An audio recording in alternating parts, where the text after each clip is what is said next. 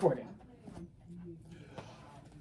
Hi there. Okay, so I'm going to be in and out of the frame, so don't worry, it's not a disembodied voice. I am the Reverend Guy Johnson, the interim pastor of the North Congregational United Church of Christ, and I am honored to be able to sit in on a conversation, remembrance of sorts, of how we got to 25 years of being ONA. Oh my God, that's amazing in itself, that 25, a quarter of a century ago, literally half of my life ago, by the way, you all made the bold determination to step out on faith and to declare that all persons are welcome, no matter who they are, no matter where they are in their journey, no matter who they love.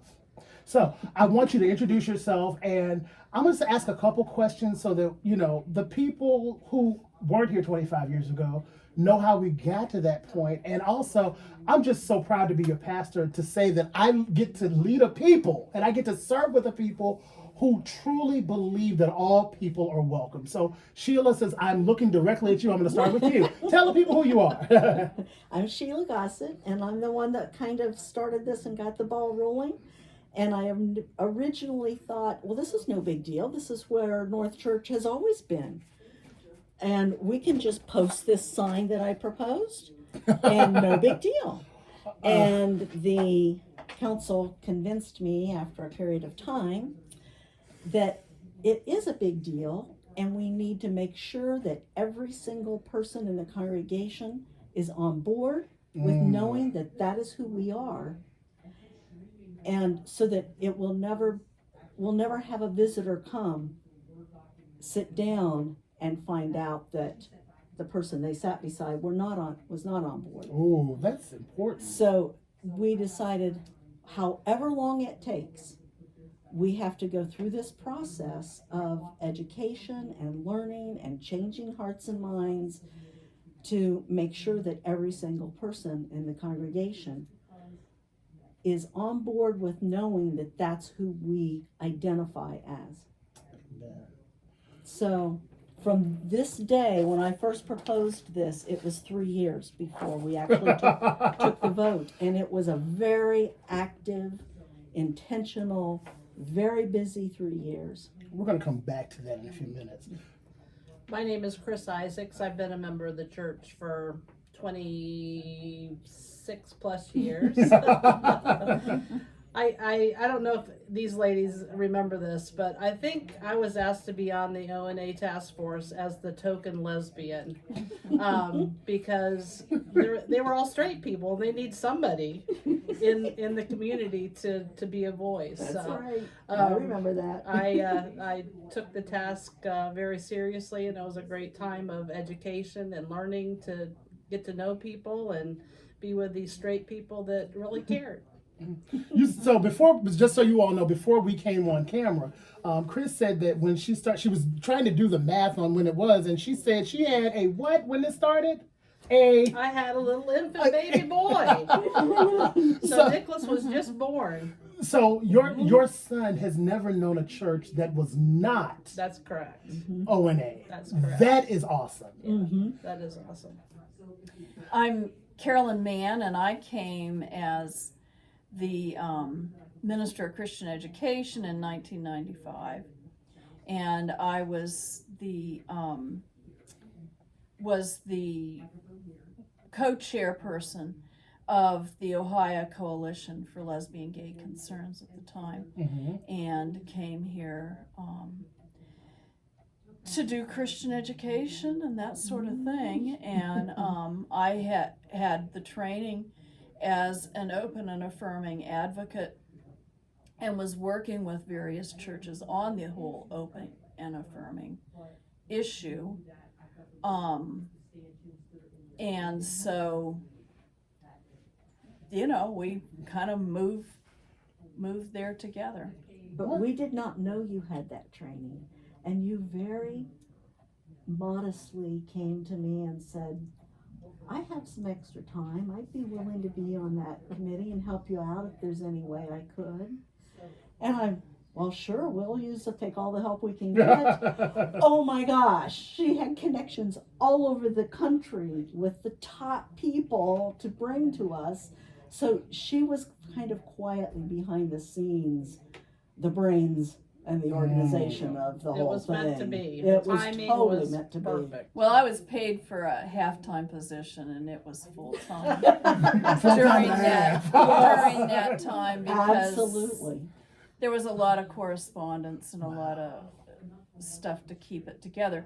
But it was a good committee because you had to have a committee that included really committed straight people who wanted this, along with other folks Mm-hmm. that could move it forward. Mhm. And so we had what we needed here. Mm-hmm. Neither of us could have done it without each other. So, and by the way, people, just so you know, we are an operating church even in the waning days of pandemic. So you're going to see people walking in and out of the shot, and they'll wave accordingly if necessary. But this is the life of the church. So, you know, it's gloriously messy and perfectly imperfect. So finally, I'm Diane Holmes, and I've been a member of the church for 31 years. oh my goodness, okay. So how did you end up on this committee? I was invited to Okay. be on it. Do you know why you were invited? Yes, I didn't know. Do I need to tell that? I Only if don't. you want to. You share as much as you'd like or as little. Well, my friend and former husband, Mhm. Roger, suggested to Sheila that maybe it would be helpful if I were on that committee. Okay. And guess what? The day we voted, Mhm. I got an awakening. We'll leave it at that for the moment. So thank you, first of all of you, for taking time out of your Saturday to come and talk to me. So I've heard it was 3 years from the time of the sign to the time of the vote. Was there ever any pushback? When we were talking before, we lost about a third of the congregation. Oh my gosh. Okay. So it was big. That was huge. But, what your point, You know, it could have been an ugly exit for the people that did not agree with this journey for North Church, Mhm. but it was a very quiet exit that I saw as a congregation member. Mhm. I'm sure it was different for the pastor, Mhm. but as congregants, it was a very quiet exit for these members. Okay. So But it was a financial blow. Mhm. Sure. Yes. Third. Yeah, that's a huge, that's a huge hit to the bottom line. Mhm.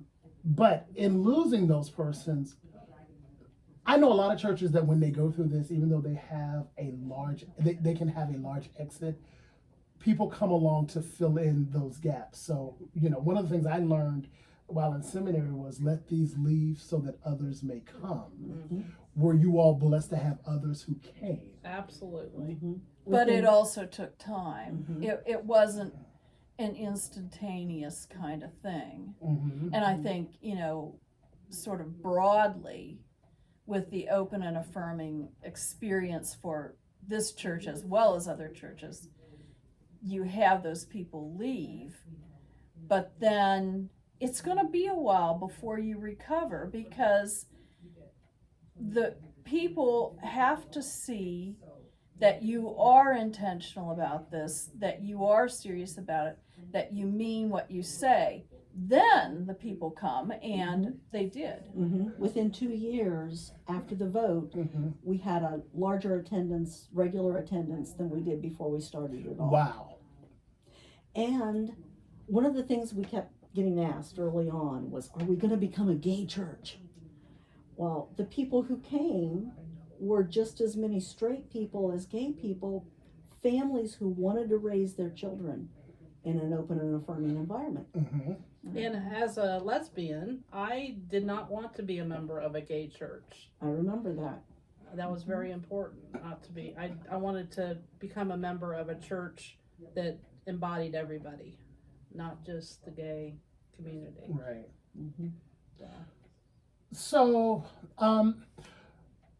you brought up the whole is this going to be a gay church, become a gay church thing? That's a fear that a lot of congregations have when undergoing this transformation, because it is transformational. What did you all do to convince people to calm fears? Because that's a big fear, that would not happen here.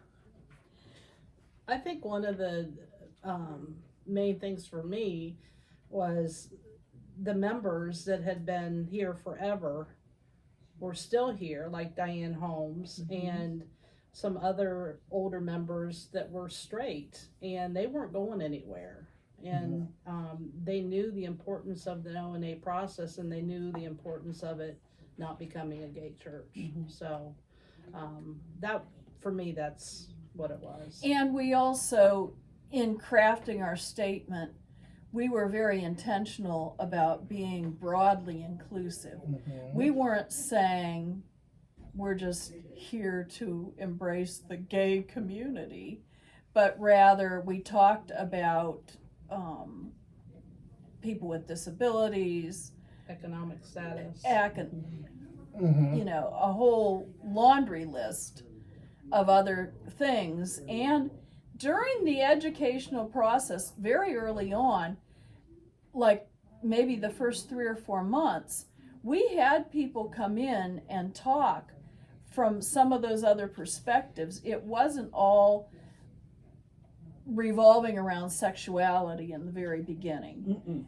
You know, we were clear that that was where we were going, but we were also bringing people in to talk about mental health issues and to talk about racial issues and things like that, that were also part of the inclusive ball of wax. We had 10 issues of inclusivity. Oh my word. And ONA was only one of them. So I'm glad you said that, because a lot of times when people hear ONA, they automatically default to sexual orientation or gender expression, when open and affirming means open and affirming to all. Yes. But to be designated an ONA church, it has to include Yes, the sexual orientation and LGBT yeah, issues. yes, of course. Yeah.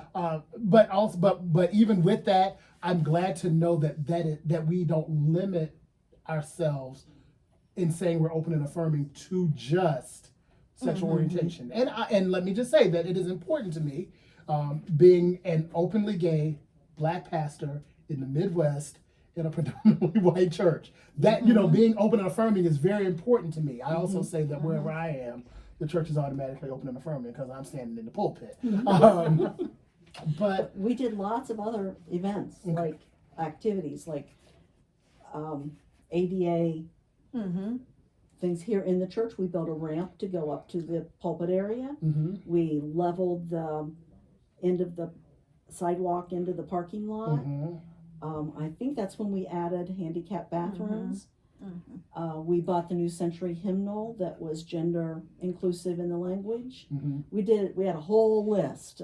We started meeting with a predominantly black church and doing choir exchanges and pulpit exchanges and youth group events. So there was a whole ball of wax. But this was the one that was the most controversial. Yes. So I always find it interesting that we, as a church, universal, we encourage people to tell the truth, except around issues of sexuality. You can tell the truth, but not about that. So, and you are also as healthy as your deepest secret. So the one thing I do want to ask is, I know that when this process happens in churches, people learn a lot about themselves and discover stuff that they kind of kept on hiatus or kept in the closet. So I would like each one of you to tell me one thing that you learned about yourself or uncovered during this process. I learned how naive I was. Wow. In thinking that the whole church was just automatically going to be on board. Because who wouldn't be on board? We're a Right. church. And we've always been pretty open and affirming as far as I could see. Mm-hmm. This So I church was completely naive. had meetings for the Ohio Coalition here in the 1970s. Mm-hmm. You know, we were meeting in this church. I think the only person at that time who knew was the pastor that was here at the time. Well, that was the only person who knew that the meetings were happening here? Yeah. Oh my gosh. I mean, it was, you know, pretty cloak and In the dagger 70s. in those Wow. days, The you 70s. know. It was quiet. It was, you know, don't ask, don't tell. Actually, it was don't say anything about anything. Mhm. And so, you know, we needed a place to meet, and we knew that pastor, and he was like, yeah, come on over, and made sure we could get in and out for meetings. And there was only, I mean, for the whole state of Ohio, it was the coalition that was coming here, which was like a dozen people. Well, now, you know, that's a moot point. Right. But then it was that was it. That was it. Chris? I think the one thing I learned is I needed to be more out if I was going to be in a church that was open. Mhm. I had to be more out of the closet. Mm-hmm. And it helped when my friend Sheila here outed my wife and I in front of the church when we joined the church. So actually, They had their baby. I mean, they were together. They had this baby together. They had the baby baptized with both sets of parents as the grandparents of the baby. Mhm. I thought that was pretty out. So when I just mentioned it, it never dawned on me that they had never said it They had out never loud, declared it. even though both sets of grandparents were identified at the baptism as the grandparents. So it's interesting you say that. I don't know what it is to be in a closet. So I was blessed to grow up in a time where, not that it was okay to be gay, but I didn't have to worry about necessarily being killed walking down the street. There were still some pitfalls, but it wasn't as bad as my friends who are 20, 30, 40 years older than I am. Mm-hmm. But I was doing a radio interview with a high school friend, and so he outs me on the radio. Now it wasn't a problem because I was already out, but I was like, well, gee, if nobody knew before, thanks, Rob. Mm-hmm. Can I tell my own story? So I know what that feeling is. I've been with my husband, Bob. We've been together 16 years now. And when we finally got married, the school thought we had been married for 16. They were like, what? Y'all aren't married already? We've only known you as a couple. What do you mean you're not? Oh, it wasn't legal. right. So just know that the work that you all have done here in these circles spreads out to the world. And let me say this before we go on. I appreciate it because you have made it safe for me to live my truth. Mhm. I mean, I got to relocate from Washington here, and I got to bring my family. I didn't have to say, he's my roommate, and we share a dog. I didn't have to lie about that. And do you know how freeing it is to be able to do ministry and to serve God's people openly and honestly? That is a gift. Oh, that wasn't my phone. Oh well, we'll keep going. So, ma'am. I'm Carolyn Mann. Carolyn, what did you discover about yourself during this process? Well, when I came here, I'd been at my previous church for 11 years, and my partner and I had been together for 9 of those 11 years. And we were open about traveling together, doing a lot of things together, but we were not open in terms of being a couple. But when I left that church, it was because I was told, either you leave or we'll make an issue of your sexuality and your relationship.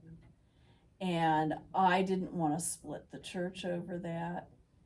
And I just didn't want that to become an ugly thing, because at that time, in the early 1990s, it was ugly. Yes, it was. It was very ugly.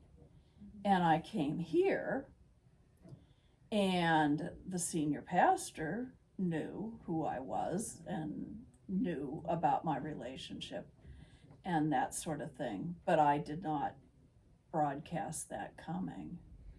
And it was about a year after I'd been here that I sort of officially came out. Now I'm not, I mean, you know, every denominationally people knew, well, she's the chairperson of the ONA, of the coalition, and she's doing all the ONA work for Ohio, so, you know, I mean. Wink, wink. But we didn't know that as a it congregation. was just a don't ask, don't tell kind of time. Mm. And so, you know, this gave me the opportunity to be out. Diane? Well, I became very well educated with what we did, and I found out how much I didn't know. Okay. So We'll leave it at that. We'll leave it at that.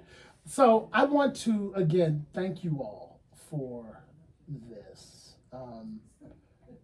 You have helped give me a glimpse into who we are as a congregation and who we are as a church family.